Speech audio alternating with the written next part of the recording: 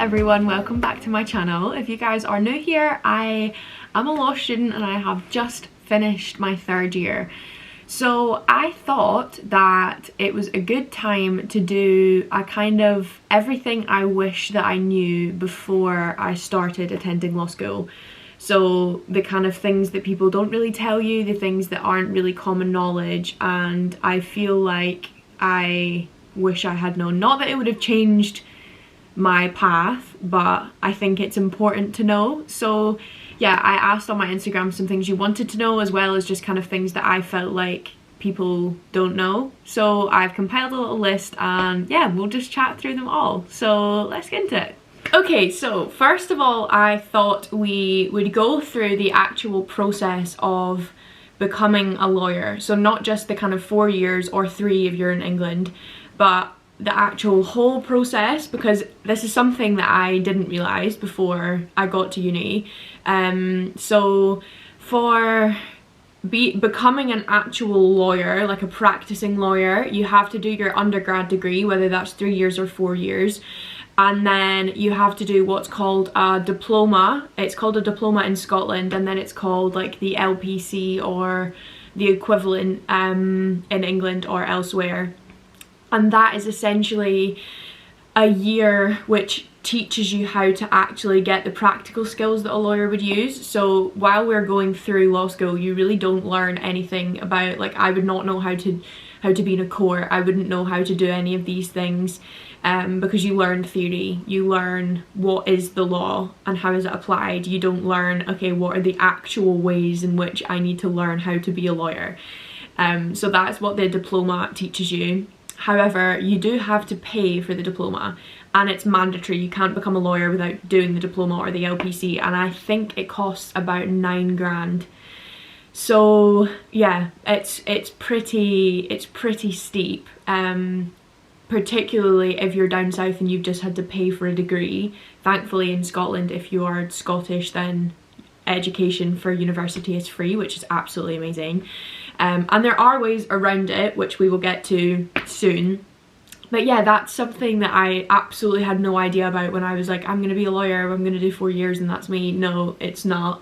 So you have to do that, and then after your diploma you do a training contract. Now, training contracts are at a firm, so you have to apply to get a training contract, and they are very, very few and far between compared to the amount of law students that are applying for them. So I think a statistic that our uni sent us is that 1 out of 10 people will get a training contract.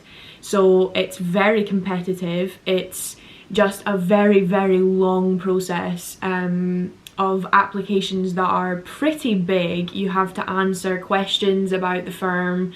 So why are you choosing to apply to this person, which in itself seems like an easy question, but it's not, because everybody writes the same thing. So you have to do a lot of research to figure out what it is particularly about that firm that you like, and make your answer sound good.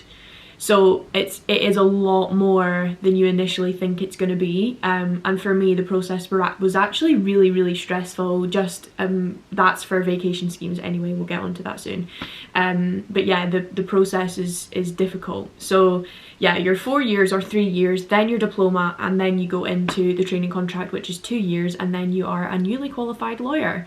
So yeah, it's a big long process. So next, let's talk vacation schemes. Now, if you don't know a vacation scheme, it's essentially summer placements, an internship, work experience. It's kind of more, it's not like shadowing, like you have responsibility, you do actual work in the vacation schemes.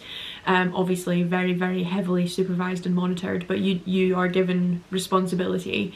Now, the process for getting vacation schemes I was completely unaware of until third year. So vacation schemes are something that you really should think about earlier on, because it's easier to prepare answers and kind of look at firms that you find interesting. And what really upsets me actually about being based in Scotland is that you're really not a priority.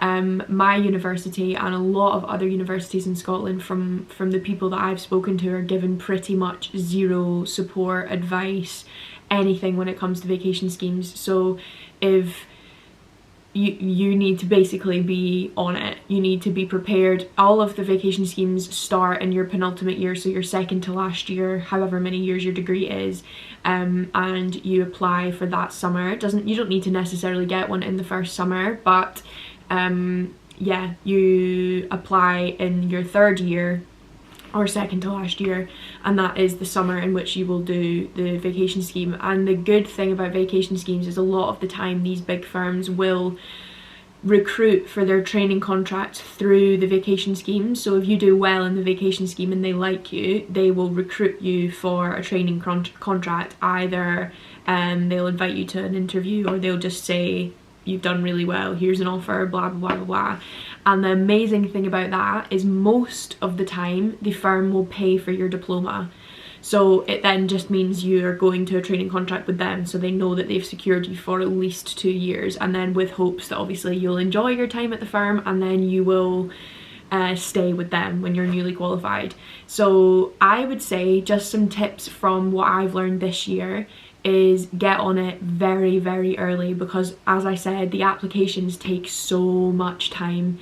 And then if you get invited for testing, so most of the time with the firms, some of them don't, which I think is good, and some of them do, but you do your application, then most of the time you'll have some form of psychometric testing, which is just a way to essentially test your aptitude or whatever they're trying to test from the test. There's loads of different ones. I've done loads of different ones, like emotional intelligence, like spatial like recognition, so you'll like move things into space. It's just basically to see how quick your brain works and what your kind of strengths and weaknesses are. So then you'll do that most of the time. Some of them don't do testing, which I actually think is really good, because I think that the tests are really outdated and I don't think that they actually give any kind of indication about your ability to do the job. But just personal opinion. And then after the testing, they either have other stages or you will go for an interview. So yeah, it's a very, very onerous process and it's stressful, it's a lot, but it will teach you how to be resilient for sure. Another thing which I wish I knew about before going to law school, which is more the kind of actual law school process rather than thinking about your future a billion years in advance, is the grades. And I think probably most people who are applying for law are academic. They are used to getting good grades. They set very high expectations for themselves. I know that was true for me. I was used to doing well because I tried hard and I enjoyed the subjects I did, but when you come to university it's such a different situation. The grades, they don't hand you out A's. It's so rare. There's been probably about 4 occasions out of 3 years where I have gotten above 70%, and that's not, it's just how it works. They don't give really high marks just for the sake of it. They are very, very strict, particularly just my experience, but all of the people who I've spoken to who go to different unis are exactly the same. They don't give out high marks. So when you're comparing yourselves to people who are doing like, my boyfriend for example does engineering and their answers are right or wrong, so they can get 90%, whereas for a kind of justify, like you're trying to justify yourself, it's writing an answer, it's not right or wrong, it's somebody's perception and understanding of what you're doing and their opinion of what the answer that you've given. So somebody might think that you've justified yourself well, somebody else might not. So it's something that took me a really, really long time to get over and to get used to and to kind of let go of, because it used to infuriate me, and honestly it still kind of does, but it's something that I've just had to accept because it's not going to change. And yeah, you just need to adjust your expectations. You're not going to come in first year and get loads of 70%. It won't happen. And don't get me wrong, some of you might, and absolutely unreal if you do. I'm not here to say that nobody's going to get 70s. I'm just saying that it's not typically what happens. You won't come in, and the thing is as well is with law is it's not like a biology degree or something where you've done an A-level or you've done an advanced higher and you have a preconceived idea of what you're going to learn. It's very, very different. It's something that unless you've been to college or something, you will not have had any previous knowledge about the content or also how to answer the questions, and they really throw you in at the deep end. It was a very big difference from high school for me anyway, because you don't get spoon-fed. My high school was very helpful in everything. That they kind of showed you how to do well, but uni, they leave you to your own devices, and it's very, very independent, which is it's honestly a good thing, because it teaches you how to work on your own, and I don't think that being spoon-fed is valuable for anything, to be honest. So in that respect, I think it's very useful, and you do just kind of have to get over it, and you do just kind of have to learn how to answer the questions and how to get through it. And yeah, you will be fine. I was fine. And you just learn, and you learn from mistakes, and you learn from bad grades, and you learn from doing things wrong, which is how you learn. So as painful and upsetting as it is at the time, you'll get used to it. And yeah, it just takes a bit of trial and error. So people are asking about the reading. Now this is something that I was not really aware of before I got there, but I guess it's kind of like, it kind of is a thing that comes hand in hand with studying law. There's a lot of reading, In the first year, I don't think that they gave you a huge amount. I think they do kind of try and ease you in with the workload to start with, and the content is not really hugely difficult to wrap your head around. For me anyway, the classes that they gave us in first year were a lot more kind of simple than the later on ones. And they didn't give us a huge amount of reading. In third year, there was a class that I had that for our weekly reading, we had 200 pages of reading for 1 week. And it's just, like, you don't have to do it all. You don't have to do it all. And they are kidding you on if they think that you're going to do it all, because it's just ridiculous. And while you're doing that, and you've got, for me personally, I had 3 classes this semester. I was also in a law clinic. I had a social life. I had my own personal things I had to do. Like, it's impossible for you to possibly do that and also remain sane. So with that also, I would say that don't pressure yourself into doing everything, because you don't have to. Even with the lectures and the reading and stuff like that, I chose the most important things. The cases are like 100 pages long, and they're written in like riddles, particularly when you get into first year and you have no idea how to understand the way that judges write. It's just like, even now I'm like, why do they write like that? Like, why do academics and people write in such a complex way when, like, you could just write it in a simplified way and everyone would be happy? But I guess it'd put lawyers out of a job, wouldn't it? So so yeah, that's another thing I would say, is just adjust your expectations. Don't feel as though you have to do everything, and you'll fail if you don't. You won't, I promise you. Do the important things, try and understand the principles, read a little bit of outside reading. Somebody said, how to prepare for law school beforehand. For me, I had to do nothing, and if the uni tells you that you have things to do beforehand, do it. But if they don't, then you don't have to do anything. Does it stay enjoyable throughout? How do you push yourself when it's hard and boring? I think it's just kind of like, you just kind of have to be an adult about it, that even in any kind of job there's going to be aspects you don't enjoy. You're never going to enjoy every single subject. I know I haven't, particularly in first and second year, when you have no input on what classes you do. It's all mandatory classes, because law is an accredited subject. The Law Society have certain regulations that they make you do certain classes to make sure that you're capable when you actually go to be a lawyer. So they'll make you do like property, they'll make you do contract law, all of this kind of stuff. So definitely, I would say the majority I didn't really like. There have been like certain ones that I really enjoyed and really enjoyed.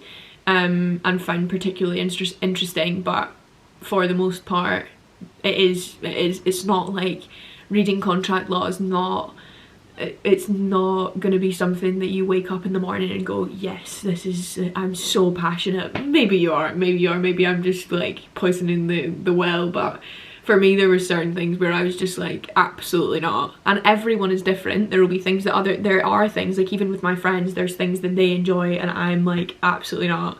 And things that I enjoy where they're like, absolutely not. Like I was talking yesterday to them and I was like, I really liked administrative law, and I feel like I'm going to choose one of those subjects for 4th year, and they were like why? And I was like, I don't know, I just really enjoyed it. I did really well in the class, and it's really the only one where I've been like, oh, I really enjoyed that.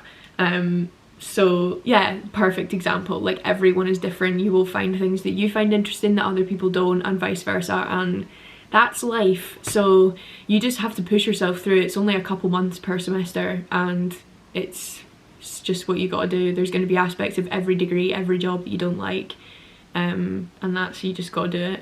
As simple as that. You just need to do it. You don't have a choice. Time management and scheduling. Honestly, I use planners. My weekly planner that I brought out with Lucy is my best friend for uni, because I will plan out my days. So I'll be like, right, Monday I'm doing banking and finance, Tuesday's evidence, Wednesday's employment, and then this day I'll spend reading and this day I'll spend that, and it means I can look for my whole week, plan everything out, and then I use time blocking. So with the ultimate listy that I have with Listy List, which is my own business if you guys don't know, I'm very, very passionate about planning. And genuinely, that is my secret. Like, I do social media, I run my own business, I do a law degree, I do a lot of stuff. And the thing is you just have to prioritize. You have to be on it with your time management. You have to schedule time. So time blocking is a really, really effective method. If you feel like you have all of this time but no time and so much to do and not enough time to do it, I will schedule hours. So I get up early, and then say from like 9 AM when I start working, I'll have like 9 AM to 12 and I'll do my lectures, and then I'll have a lunch break, and then I'll schedule from 1 to 3 to do reading. And it means in my brain I'm like, okay, I have a 2-hour schedule to get this done, and then I need to move on to something else. Whereas if I don't do that, then I can procrastinate and I can go, that's fine, we've got all day, but actually I have 4 more things I have to do, which are also going to take 2 hours each thing. So I find that a very, very effective method, and yeah, it's the best way that I find. So the daily planning, monthly planning and weekly planning are all something that I do religiously when I'm at uni. And also, like, as you can see, this is my to-do list for today. I ripped it off so I could write some notes for this video, but I write them every single day, and it's the only way I can stay productive, because when I don't write a list, my head is like scrambled eggs. So yeah, that's a large tip, and I will leave a discount code if you guys want to grab yourself a planner or whatever. And yeah, hopefully they help you guys if you're struggling with your planning and productivity and all of that fun stuff. So a really good one actually, what extra stuff is good to have better chances at a job? So there was a few of them that were kind of just like different, what extracurriculars to stand out in law school, vacation scheme applications. And the thing is like, I don't want to give too much advice about this because I'm only in 3rd year. I'm not a person who's reading applications, but from my experience, and with the interviews and stuff that I've done and the people who I've spoken to, I would say try and be active on LinkedIn. So go to events that your law society are putting on, go to just random things, listen to people speak. They do things every week. Something that I would recommend is Legal Cheek. They run events every week, and you can go, anybody can go and you can listen, and it's people from firms, and then you connect with the people after. And it just kind of gives you a wider network of people that you can either reach out to if you need help, but also just you have a presence in the legal community and you can kind of look out for other people. If your uni has a law clinic, I would really recommend that. I've really enjoyed my time in the clinic. I'm still in it now. I've been in it since my 1st year at uni. And you basically get to work on real cases, but I know a lot of unis don't have that. But just try and get involved in everything that you can. Join the law society, join other committees and stuff like that, and just try and get some extra stuff that can prove the skills that you have. So it's all well and good for you to say, I'm a good leader, I'm this, but how are you going to prove it? And that's what these people are looking for when you're answering these questions. I am a good team leader because I've had this level of responsibility in this job. I know how to communicate with people because of this, this and this. And it's just, you need examples and you need to be able to show these people why they need to choose you. So for me, like, also what people have said as well is commitment. So if you've worked at Primark from age of 17 to all the way through uni, great. Like, even stuff like that, it doesn't have to be legal related, it doesn't have to be this kind of stuff, like it doesn't have to be in the industry. It's just something that you can show you're committed, you're dedicated, you've seen something through for 5 years. But try and get work experience if you can. Just the classic stuff that everybody talks about, just try and do as much as you can just to kind of over the years and build it up. You don't have to do everything in 1 year. There's also a lot of things you can do online if you type in like online vacation schemes, and a lot, they won't be vacation schemes, they'll be like internships or something. I can't remember, are there insight programs, and they basically do like a little course online that you can do, and then you can like tag the firm after you've done it on LinkedIn and say, had a really enjoyable experience, learned so much, blah blah blah blah blah, all that kind of stuff. Overall, I just want to do like a little summary, and also I just want to preface that I love studying law. I think it's an incredibly gratifying process that when you do well, it's amazing and you feel so proud of yourself because it's such an incredible feeling, and I think that it is something that even if you don't want to be a lawyer, I think it's a very well respected degree that can get you to a lot of places even if you don't want to pursue law. It is hard, and I don't want to tell anybody that it's not hard, because it is.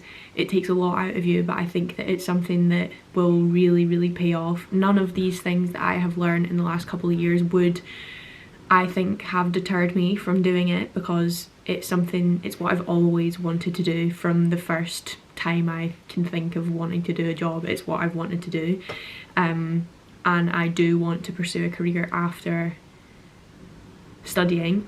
I want to be a lawyer. That will be my job, and yeah, it's not put me off. It's not, if anything, it's made me even more hungry to be successful. It is a difficult process, but so are most jobs that pay well and are very well respected, because that's why they get the reputation that they get. And yeah, I think it's amazing. It's not something to take on lightly, for sure, and it's something you should definitely think really hard and properly about before you decide to do. But yeah, if you're informed and you know that that's what you want to do, and I would 100% recommend it. I think it's an amazing degree. It's very, very fulfilling. It's difficult, but for me it's going to be worth it, I think. So yeah. So yeah, that would be my tips and tricks just to kind of improve your CV. Make sure your CV's up to date, informative, detailed. As much as people say don't make it detailed, I think there's a fine line between not detailed and just bare. You don't want it to be like 7 pages. Try and keep it on like 1 to 2 pages. That's what I've always been told. And yeah, make sure you sell yourself, because that's the way to do it. So yeah, I think that is everything. If there is anything else you guys want to know at all, or anything I have not clarified properly, or you feel you still have questions, then please drop me a comment. In the comments, I reply to every single comment on every one of my videos. So if you have a question that is either related to what I was speaking about or anything else, then please drop me a comment. Yeah, anything, let me know and I will reply to you and we can have a chat about it. So I hope you guys enjoyed this video and I hope it was helpful in some way, shape or form. So yeah, I will see you guys in my next video. Please do not forget to subscribe. I've got some internships and things this summer as well, which I'm really excited about. So I will take you guys along for that and you can see how I get on. So yeah, thank you so much for watching. I love you all so much. Bye.